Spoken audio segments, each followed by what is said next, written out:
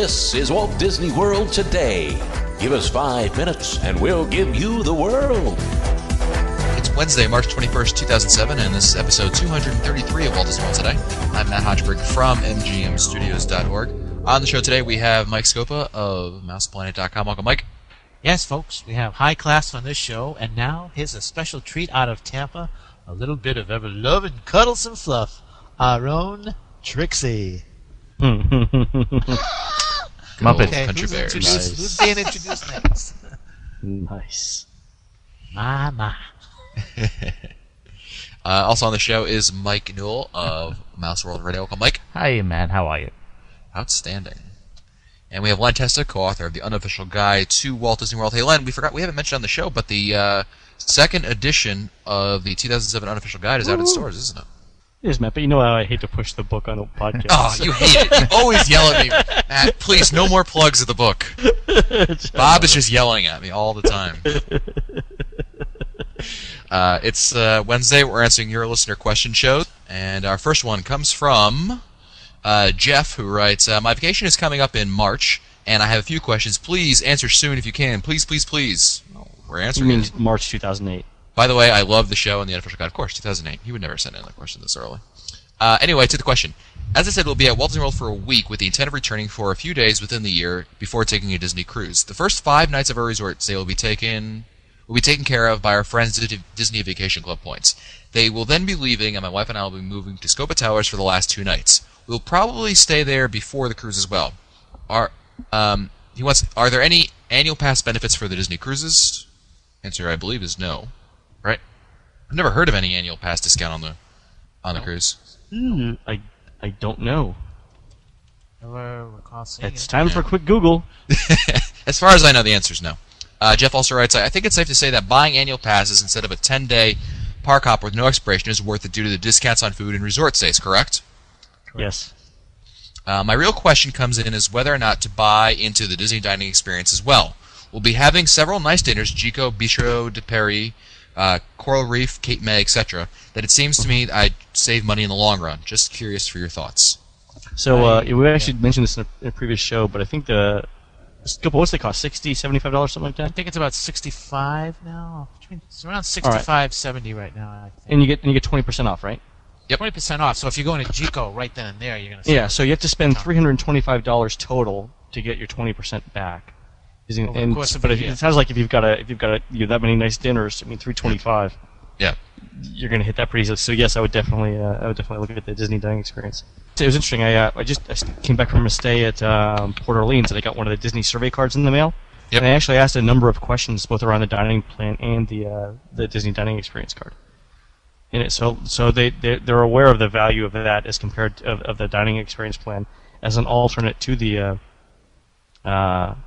DDE card. So actually I said it the wrong way. They're aware of the dining experience card as an alternative to the dining plan. Cool. Next email is from Scott from Madison, Wisconsin, who writes, "Gentlemen and Testa, love the show. I think you guys do a great job of giving a fair opinion and insight on Walt Disney World.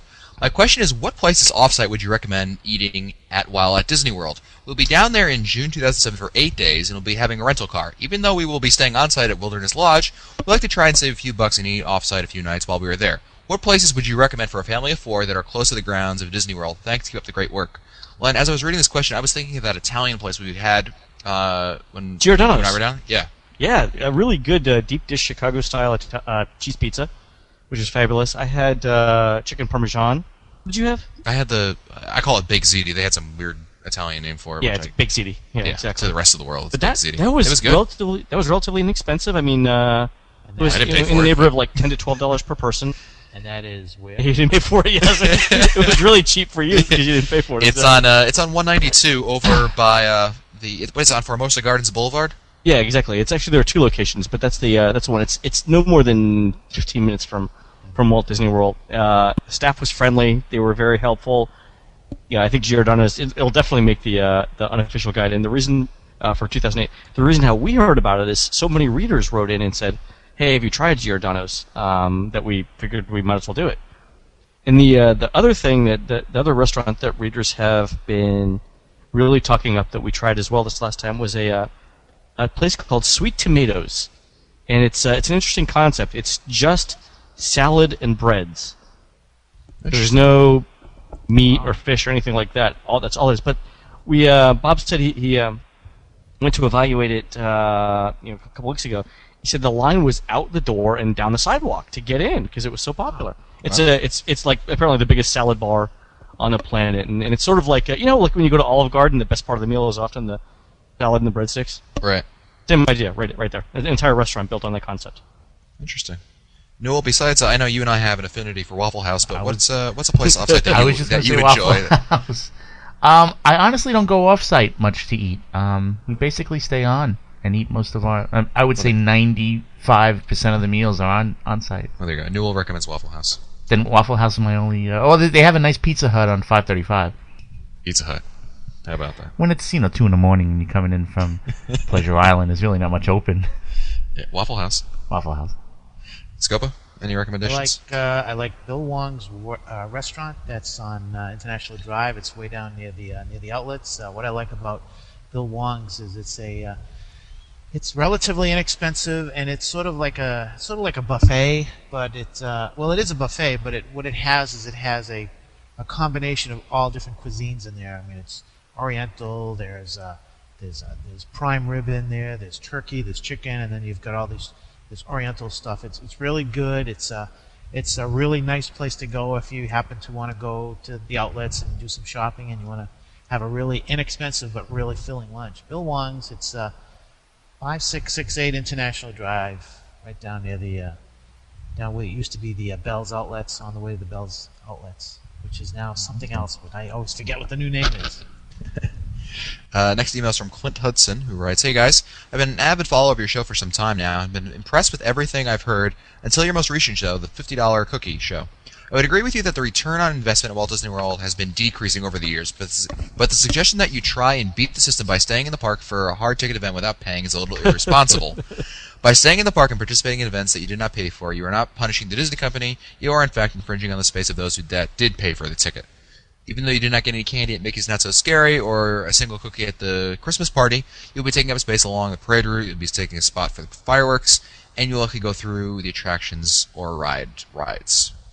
When I was there for the Not So Scary, actually for Very Merry, I saw cast members herding people out. They're doing a much better job about it than... Yeah, they do a... At Pirate and Princess, when I was there for Pirates and Princess, yeah, it was pretty much on lockdown. Yeah, and I don't think we really advocated... We advocated seeing how long you could stay in the park, not actually trying to get away with it. Exactly. I think they're two slightly different things. Yep. Next email is from Angel Zeno of Ada, Michigan, who writes, "Hello, we love your podcast. My wife and I just finished walking around Epcot's World Showcase, and by the time we completed the loop, our legs were exhausted. Does anyone know how long the loop is in miles?" It's like between a mile and a tenth and a mile and a quarter. I thought it was about a mile and a quarter. Yeah. Mile and a quarter. It's a good distance. Oh, absolutely. I mean, it takes a good solid 15 to 20 minutes to walk around it. Yeah, and that's without stopping anywhere. Right. Like crowds and everything. Where you got to move, yeah. Got a good email here for Mr. Newell. It comes from Christopher Milwaukee, who's also known as C. Milwaukee in the forums, from Green Lawn, New York.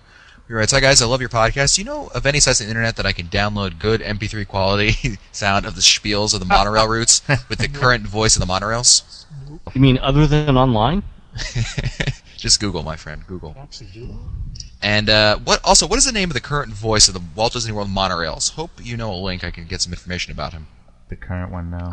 Jack Wagner used to be the guy, and you can still hear him. The new dude is. You can still. It's not Corey. It's not the Corey dude, right? No, he was the second guy. And they just replaced him with this new guy. Mel Blanc. No, probably not. He's not doing much lately. No privacy at all around here. I'm dead wrong. I don't know. I've been looking, and maybe one of our listeners knows the answer to that. It's an interesting one. I haven't. I'd love to know. I'd love to get a copy of that track. Next email is from Frank Cohen, who writes, "Great show. About Len's idea for an Indiana Jones project at the studios. At Paris Disneyland, the Indiana Jones ride is a backwards looping roller coaster. The theming is very good." Awesome. Got a bunch of quick emails here. Next one's from Tiberius, who writes, "Great show, guys. Where is a good and reputable place to buy discounted Disney tickets?" A couple. Undercover Tourist is one. The official ticket center. I like both the official ticket center and Maple Leaf Tickets because of their ability to consult with you on what you actually need, both for the sale and then when you actually show up. So the interesting thing about those guys is, I mean, their actual store is in Orlando, minutes from Walt Disney World. I've actually visited the official ticket center a couple of times. It's a little bit different. Mercado?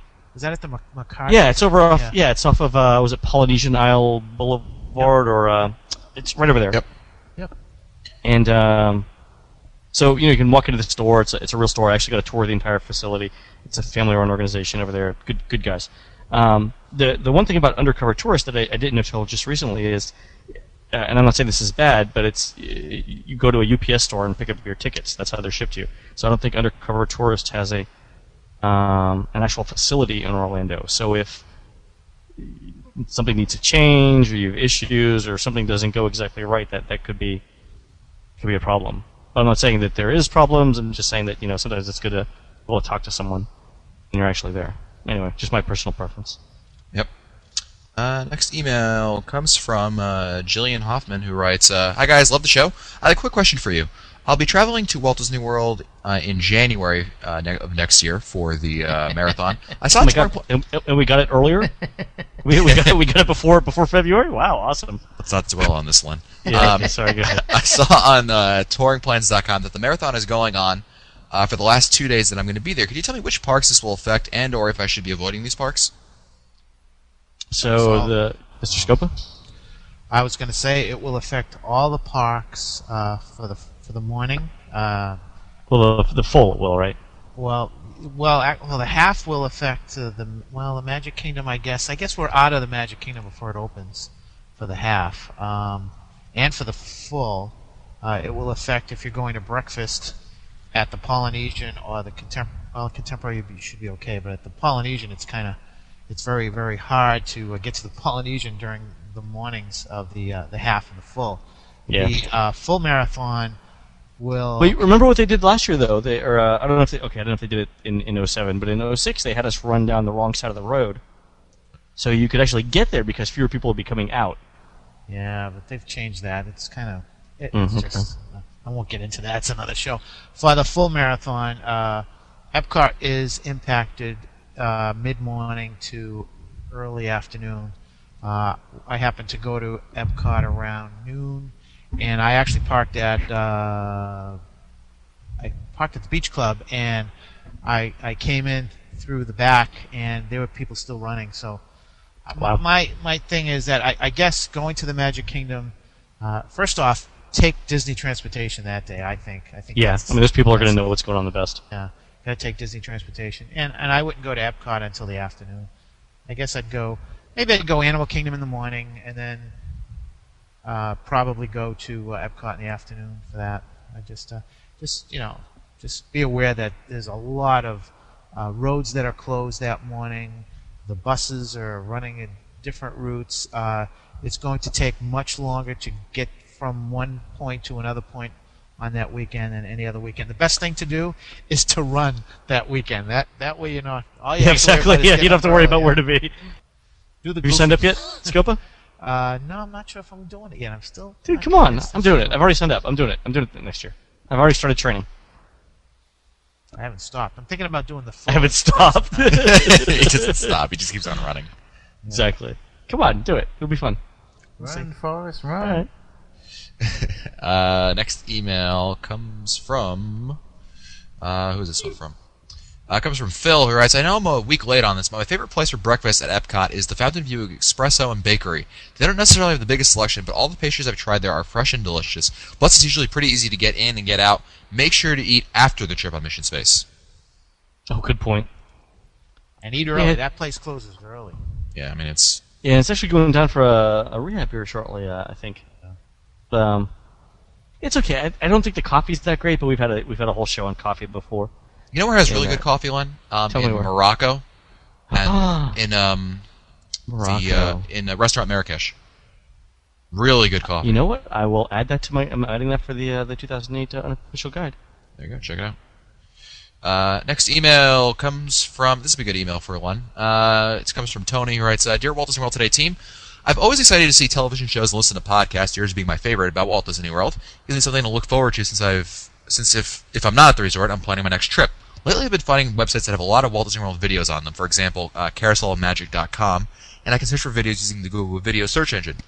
Have you spent any time looking for Walt Disney World videos on the web, and if so, can you suggest some of your favorite sites? I'm trying to find Besides one. YouTube? And YouTube is, these days... YouTube is pretty much it. You can get a full Splash Mountain video on YouTube. If I can shamelessly plug my own sites, if you're looking for anything Tower of Terror related or Rock and Roller Coaster, I have a bunch of videos, both on-ride videos, obviously, but then you've got produced media like from the Travel Channel, and there's a couple of ABC specials and things of that nature. So I'll put a link in the show notes to both of them, and you can find a lot of videos there. But really, YouTube's a great starting point. There's one, and I was trying to find it, and I can't find the one. They upload videos. They take videos in high definition and post it online, and I can't for the life of me find the link to it. But if I do find it, I'll post a link. I'm gonna plug Mouse Bits again. I go there all the time. As much as these videos are very, they give you an idea of what you see, they just fall short by so much from what you experience. Oh yeah. How many of us? Yeah, you wanna. They just make you want to hop on a plane. I'm telling you. Yeah, watching the Expedition Everest one, it's like, oh, so that's what it is. And then you get on it, it's like, whoa. No, they're for. I think they're not to get to say, oh, I've been on the ride because I saw the video. I think it's just to fill in that. It's great for filling in the get a fix. You know what I mean? It's great for getting a fix, but I think that it would be a mistake to put too much emphasis in them, because some people may look at it and say, well, that attraction doesn't look too interesting, so I'm going to avoid it. And I think that's a problem. I think that some people may say, oh, this looks kind of boring. Like if someone actually took a video of Soarin', it's a lot different when you're there and you can, the sense of the wind and everything. So I just wanted to put that little note in there. Next email is from Alissa of Rochester, Minnesota, who writes, Hey, first of all, I love the show, and it keeps me entertained when I'm working in the lab at school, and also it keeps me awake in physics. I'm wondering why you never mentioned the Columbia Harbor House when you're talking about the counter service, especially in the episode when you were talking about good places to eat that serve things other than burgers. I worked there on the college program, and of course got to sample all the food many times and thought it was very good. If you haven't eaten the tuna sandwich or the apple pie, you're missing out. Come on now, give a little love to the Harbor House. I like it. I ate there on the Darcy, who's a researcher for the Unofficial Guide. Darcy, Len, as you know, is a avid. She's always trying to find a vegetarian meal somewhere. Right. And we ate over there. I've always found it's not open usually, especially like on the the hard ticket parties. Yeah, it's not open during those, but you're right. It isn't bad, and the food is good. It's interesting because they'll do more seafood things, which is unusual for the theme park. Yep. I like the dish that always sticks out to me. Not to interrupt you, Len. Sorry. Yeah, it's okay. Is the New England clam chowder I enjoy. I was just going to mention the clam chowder. I was also going to mention sit upstairs because you get a better view of things. You can also sit there and this is actually a great strategy.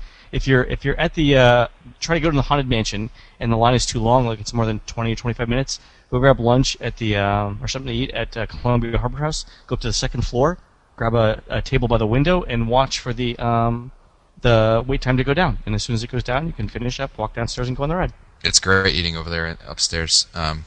I have a funny story to share at Columbia Harbor House. I was there with Josh and Sarah and Darcy. We were all over there. And there was this family. Sometimes you run into this family that has like 8,000 kids, and all of them are the worst behaved kids in the world. All of them. Yeah, all of them. And they're all going crazy. And everyone in the room kind of is all thinking like, oh my God, these kids, they're driving me crazy. So I remember Josh and Sarah were there, and maybe this is a story you had to be there, but there was one family, this couple was across from our table, and the guy gets up, they obviously finished their meal and said, let's get the hell out of here. And we just started laughing. We're like, totally with you guys, Next email is from Jeff from Indiana, who writes, we're looking at taking a trip to Walt Disney World sometime in May. Two of us that are going are very big Star Wars fans, and we noticed that the Star Wars weekends were at the end of May and into June. How crowded are these weekends typically? Are the weekends worth the crowds? If not, do you have any other suggestion for the May timeframe that may be less crowded than another? Well, Jeff, this year's Star Wars Weekends is not occurring in May. It's only going to happen in weekends in June, and so you don't. I don't know if that changes your plans at all. The crowds are going to be more crowded. In years past, the crowds have always been concentrated at the studios, obviously, so you're not going to have elevated crowds elsewhere. And they've been elevated in terms of the amount of people that are there for the special weekend events. This holds true for Super Sub Weekend and ESPN The Weekend. Most people, all the extra people that are there are for the Star Wars events. So the lines for Tower of Terror and, a Great Movie Ride, things like that, non-event related attractions won't be terribly more elevated, and they could even be less depending on what's going on in terms of events, because the events are really what people are there for. So it's not a big issue there. Although I do think the Star Wars Weekends events are the best of the special weekends events. They're a lot of fun, and if you can, definitely go down. Although this year, with it being in June, you're going to have a real crowd issue, because June is a very crowded time. So I'd recommend the first weekend in June if you're going to consider it.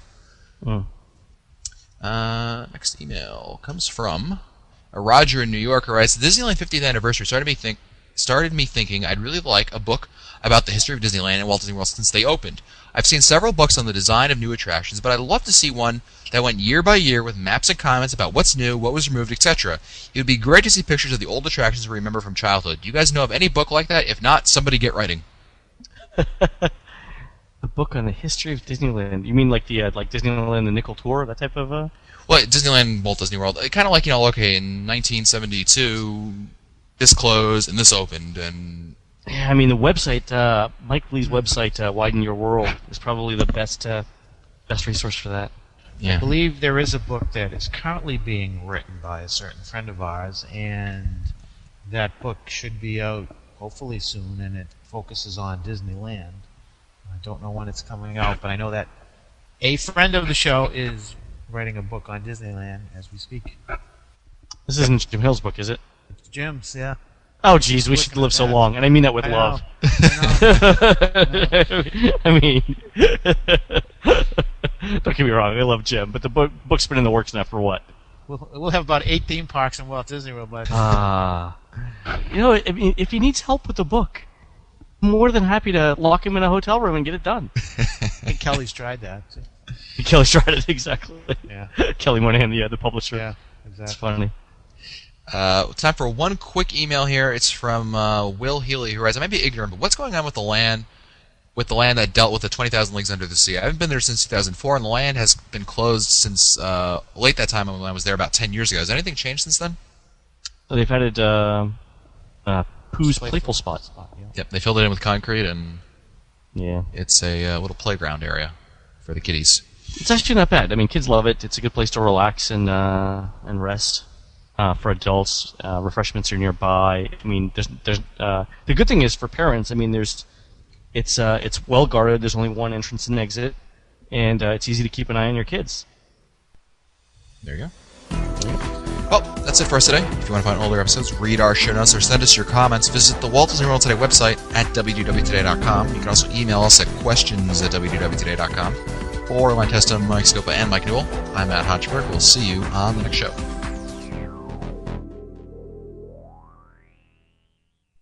Tune in to Mouse World Radio on Sunday, March 25th from 7 to 9 Eastern for a special episode of Walt Disney World Today Live. Deb Wills, the founder of AllEarsNet.com and co-author of Passporters Walt Disney World for Your Special Needs, will spend the entire show with the gang. It's your chance to call in and speak with Deb on a very special live edition of Walt Disney World Today, Sunday, March 25th at 7 Eastern, only on Mouse World Radio.